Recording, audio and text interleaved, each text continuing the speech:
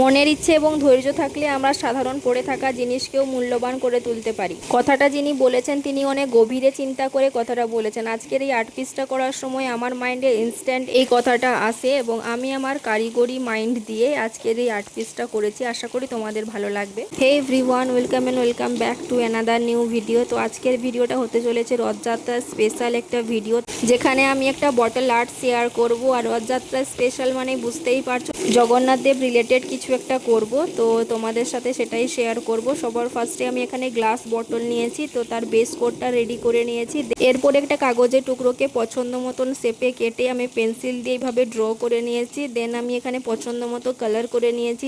যেহেতু আমি বেস কালারটা ব্রাইট কালার নিয়েছি, সেই জন্য তার উপরে কালারটাকে ফুটিয়ে তোলার জন্য আমি এখানে লাইট কালার নিয়েছি। এখানে প্রত্যেকটা স্টেপের মাঝে কিন্তু 5 থেকে 6 ঘন্টা গ্যাপ দিতে হবে, যাতে পুরোপুরিভাবে এটা ড্রাই হয়। দেন কিন্তু পরের স্টেপে যাবে, তা না হলে কিন্তু কালারটা ঠিকভাবে বসবে না, বটল থেকে উঠে আসবে। পুরো পেন্টিংটা কমপ্লিট হওয়ার পরে আমি এটাকে ছেড়ে দিয়েছিলাম ওভারনাইট ড্রাই হওয়ার জন্য। দেন আমি পরের দিন অ্যাপ্লাই করেছিলাম ভার্নিশ। আমি সবসময় লিটল বার্ডের ম্যাট ভার্নিশটা প্রেফার করি। যদি তোমাদের কোনো ক্ষেত্রে গ্লসিনেস প্রয়োজন, সেক্ষেত্রে তোমরা কিন্তু লিটল বার্ডের গ্লস ভার্নিশটা ইউজ করতে পারো।